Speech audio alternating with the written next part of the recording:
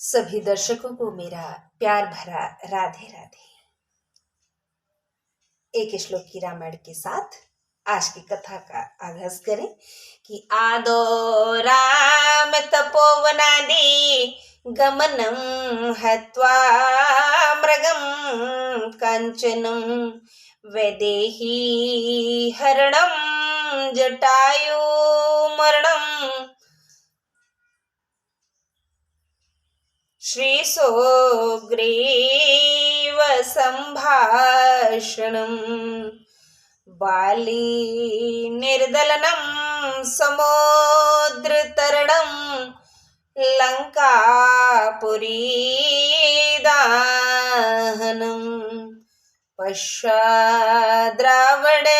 कुंभकर्णहननम् एतद्धि रामायणं।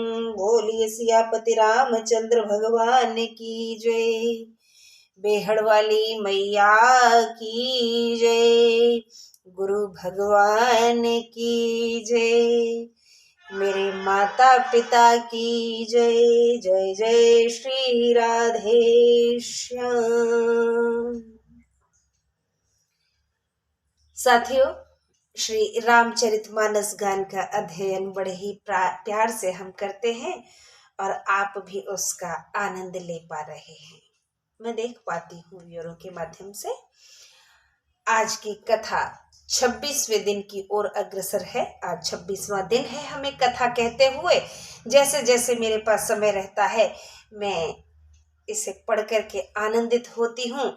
आजकल अयोध्या में जो रौनक है उसको जान करके दिल प्रफुल्लित हो उठता है। हम कथा कर रहे थे तो भगवान शिव के विवाह के विषय में हमने इसमें पढ़ा और मैया पार्वती मंडप तक पहुंच गई थी। तो मैया की खूबसूरती की बात चल रही थी कि कितनी सुशोभित हो रही हैं माँ। गोस्वामी जी उसी वर्णन को करने में असमर्थ पा रहे थे खुद को।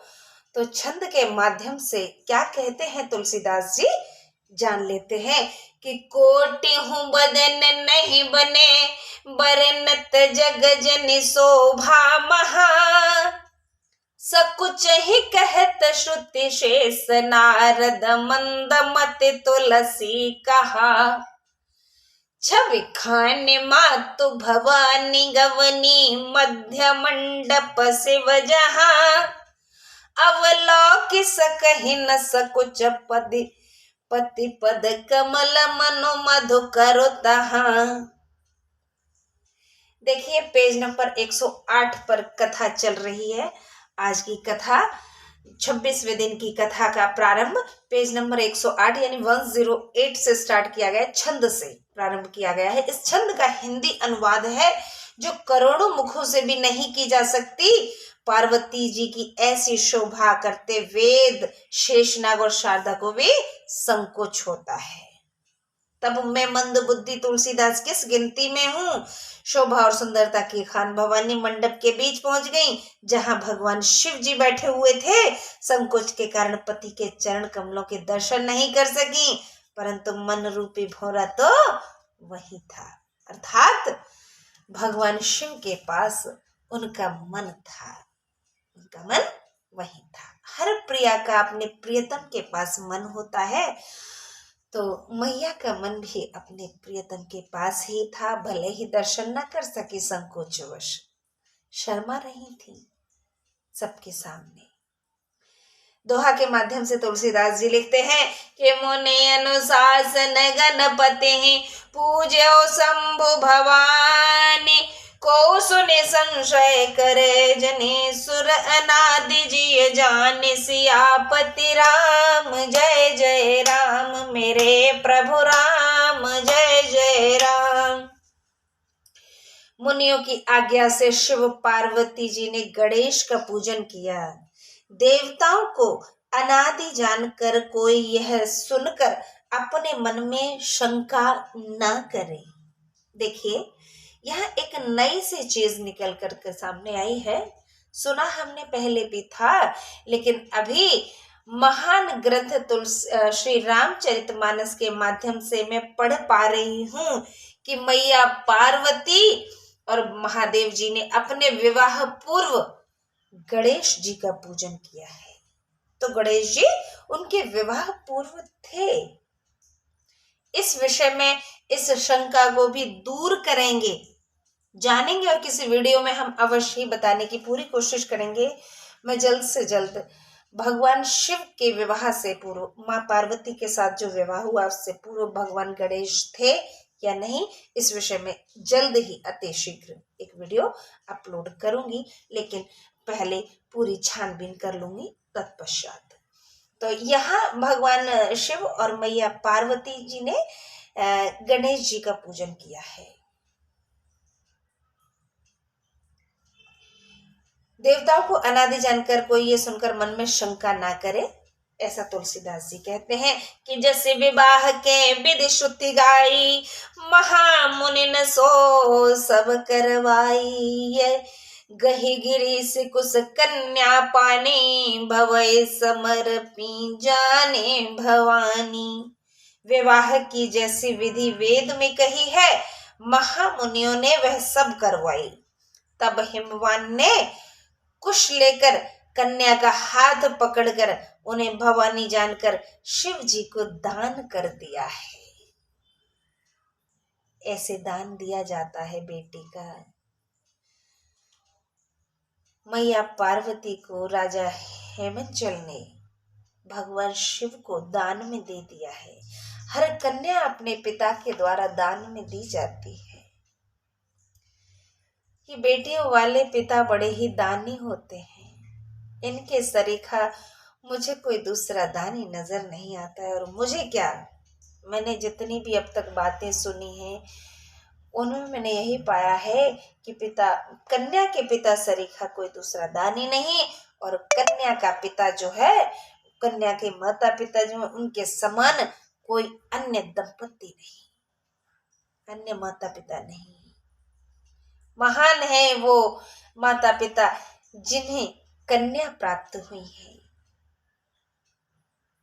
पान ग्रहण जब कीन महेशा, यम हर से तब सकल सुरेशा। वेद मंत्र मुनि बर उचरही, जय जय जय शंकर सुर करही। महादेव जी ने पार्वती जी का पाणी ग्रहण किया, तब इंद्रादि सब देवता मन में प्रसन्न हुए। मुनीश्वर वेद मंत्र पढ़ने लगे और देवता लोग शिव जी की जय जयकार करने लगे। बोलिए गौरी शंकर भगवान की जय। आज मेरे प्रभु ने मैया पार्वती का वर्ण किया है। बधाई हो आप सभी को और भोलेनाथ को और मैया पार्वती को भी कि हम आपके विवाह की कथा कह पा रहे हैं, और जहां हम कथा कह रहे हैं वहां आपका विवाह हो रहा है। आपने उनका पाणी ग्रहण कर लिया है, आपने उन्हें स्वीकार कर लिया है। इसलिए मेरी तरफ से, मेरे भक्तों की तरफ से, मेरे सभी सनातनियों की तरफ से, मेरे सभी श्रोताओं की तरफ से महादेव आपको बहुत बहुत शुभकामनाएं आपके विवाह की। बोली गौरी शंकर भगवान की जय। मेरे महादेव मेरे सामने विराजे हुए हैं शिवलिंग और नंदी महाराज के साथ। मेरे महादेव मेरे घर के मंदिर में बैठे हुए हैं। इन्हीं के सामने मैं अपनी टूटी फूटी वाणी से भगवान श्री राम का भजन कर लेती हूँ, क्योंकि मुझे शौक है कि इस पुस्तक के अंदर जो बातें हैं वो बड़ी ही पुण्य देने वाली हैं और गृहस्थों को, संतों को, सभी को आनंद देने के साथ साथ ईश्वर चरणों तक पहुंचाने वाली हैं। और मैं ईश्वर के चरणों में शरण पाना चाहती हूँ कि वाजहि वाजन विविध विधाना, सुमन वृष्टि नभ भय विधि नाना। हर गिरिजा कर भयो विवाहु, सकल भुवन भरे रहा उछाऊ। भांति भांति के बाजे बजने लगे, आकाश से नाना प्रकार के फूल बरसने लगे। शिव पार्वती का विवाह हो गया, सारे भवनों में आनंद छा गया है। के दासी दास तुरग रथ नागा, धेनु बसन मन बस्तु विभागा। अब कनक भाजन भरि जाना, दाय जो दीन न जाए बखाना। दासी दास रथ हाथी गौ मणि और भी अनेक पदार्थ अन्न और सोने के पात्रों में तथा छकड़ों में भरकर इतना दहेज दिया कि जिसका वर्णन नहीं किया जा सकता। देखिए, दहेज शब्द का यहाँ प्रयोग किया गया है। तो दहेज अब दिया जाता है, ये कोई नई बात नहीं है। बस फर्क इतना सा है कि तब अपनी इच्छा अनुसार दान स्वरूप ये चीजें दी जाती थी माता पिता द्वारा वर पक्ष को। आज वर पक्ष के द्वारा एक भिखारी की तरह मांग ली जाती है कन्या पक्ष से। भिखारी शब्द का प्रयोग हम इसलिए करेंगे क्योंकि आज के समय में भी हर कोई दहेज नहीं मांगता है। वही लोग मांगते हैं जिनके बेटे या तो सरकारी नौकरियों में हैं या फिर जिनके पास बहुत सारा धन धान्य और संपत्ति है। लेकिन कुछ एक लोग ऐसे हैं जिनके पास भले ही नौकरी हो, भले ही वो बेटे ऑफिसर बन गए हों, भले ही उनके पास तमाम संपत्ति हो, लेकिन वो सिर्फ कन्या का वर्ण करते हैं। वो सिर्फ बेटी मांगते हैं कि आप तो हमें बेटी दे दीजिए, हम धन्य हो जाएंगे, इतना काफी है। सर्वगुण संपन्न बेटियों की डिमांड करते हैं कुछ लोग, लेकिन कुछ लोग लालचवश दहेज मांग लेते हैं। अरे, दहेज देना लेना बुरी बात नहीं है, लेकिन किसी चीज की एक लिमिट होती है, एक मर्यादा होती है। कई सर्वगुण संपन्न कन्याएं अच्छे घरों तक नहीं पहुंच पाती हैं, उन्हें अच्छे वर नहीं मिल पाते हैं, इसी कारण से कि उनके पास ज्यादा दहेज देने को नहीं होता है। तो हम यहाँ सिर्फ एक ही बात कहेंगे कि ये उम्मीद करना कि कोई दहेज नहीं मांगेगा तो कन्या तब कहीं अच्छे घरों में जा पाएंगी, नहीं। अपनी बेटियों को पढ़ाइए लिखाइए, आगे बढ़ाइए, और ये मत सोचिए कि बेटी बड़ी हो गई है तो इसके हाथ पीले करने हैं, जल्दी से करिए जाए, कैसे भी करें, बस पढ़ाओ लिखाओ मत, इतना हो गया बहुत है। फिर ज्यादा पढ़ेगी तो ज्यादा अच्छा घर ढूंढना पड़ेगा, वरना लोग ताने मारेंगे कि इतनी पढ़ी लिखी बेटी को ऐसे घर में कर दिया। नहीं, ऐसा नहीं सोचना है। बेटियों को पढ़ाना लिखाना है, पुत्रों से कम नहीं समझना है। संतान बराबर होती है, संतान मान के चलना है। बेटी बेटे का फर्क भूल जाइए, क्योंकि राजा हेमंचल के भी तो एक बेटी ही थी, उन्होंने तो कोई भेद नहीं किया था ना, तो हमें भी नहीं करना है। हाँ, सरकारी नौकरी को जितना लालच है या फिर कहें कि मोह है, तो उस मोह को त्याग दीजिए। बेटियों को उस काबिल बना दीजिए, आप बेटियों को उस काबिल बनाइए और आगे बढ़ने दीजिए। बेटियों की नौकरी लगा दीजिए भाई, आप उन्हें पढ़ाएंगे लिखाएंगे, काबिल बनेंगी तो सर्विस में जाएंगी, वर अपने आप आपके मन मुताबिक मिल जाएगा। ठीक है, तो बेटियों को बेटों से कम नहीं आंकना है।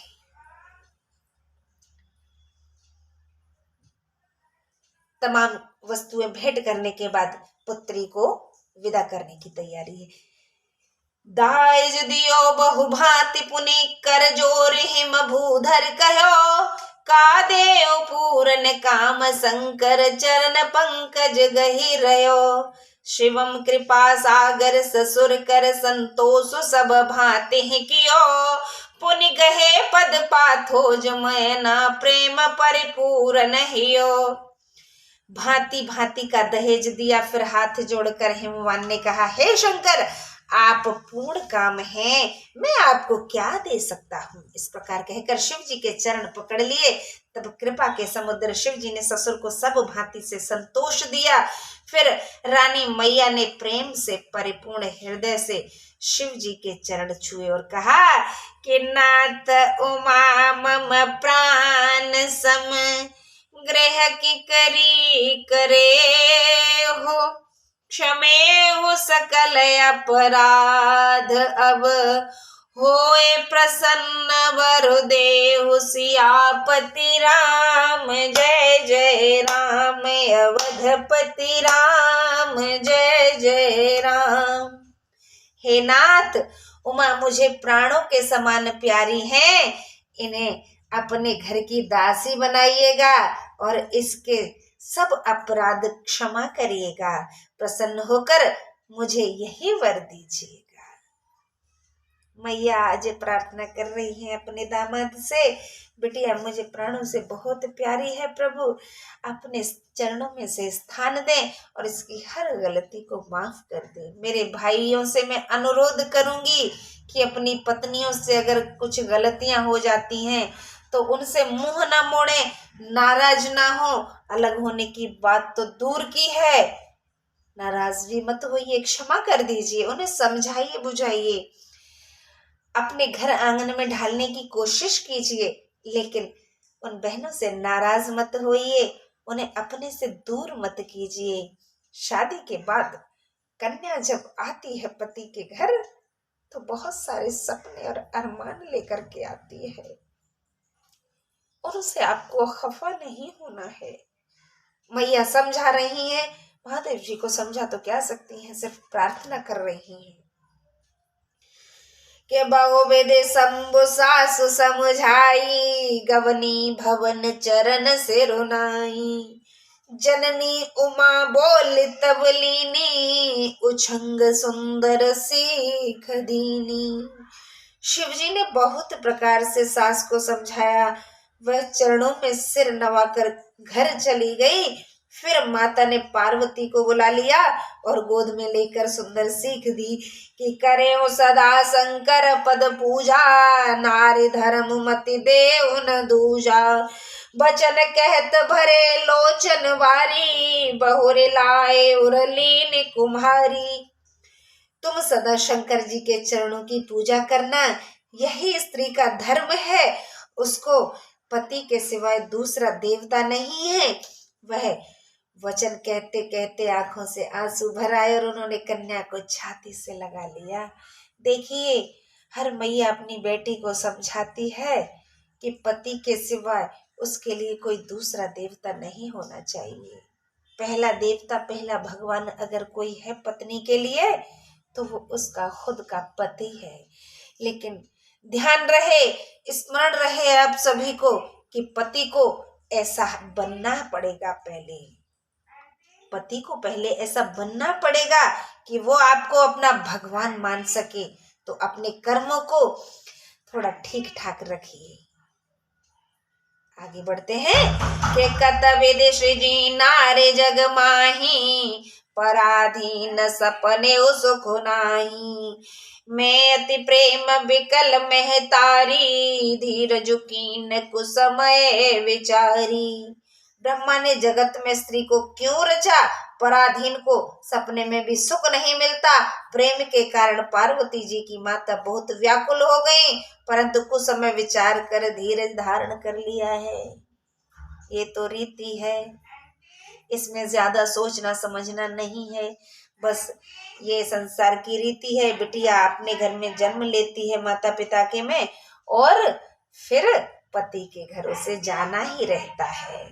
के पुने पुने मिलते परति गए चरना, परम प्रेम कछु जाए न वरना। सवनारि न मिले भेंट भवानी, जाए जनने और पुने लपटानी। इस चौपाई का अर्थ है, मैना बारंबार भेंटती और पार्वती जी के चरण पकड़ती थी। अत्यंत ही स्नेह है, कुछ कहा नहीं जाता। अब स्त्रियों से मिल भेंट कर भवानी पार्वती जी फिर जाकर माता के हृदय से लिपट गई हैं। विदाई का समय है, माँ बेटी का मिलाप बड़ा ही संवेदनशील होता है। ये विदाई का समय, इस दर्द को सिर्फ वो माँ और बेटे ही समझ सकते हैं जो एक दूसरे से बिछड़ते हैं। ऐसा नहीं है कि जाना आना लगा नहीं रहता है मायके में, लेकिन विवाह पश्चात जब बेटी पहली बार ससुराल जाती है तो कितना भी पत्थर दिल कोई भी इंसान होगा वो भी उस विलाप को देख करके रो पड़ता है। कई बार तो ससुराल पक्ष के लोग यानी बाराती लोगों को भी रोते हुए देखा गया है। ऐसा विलाप होता है, क्योंकि बेटी पराई हो जाती है। सच कहा जाए तो पराए घर में जाते हुए बेटी पराई हो जाती है, घर आंगन को खाली कर देती है। भले ही आना जाना लगा रहे, एक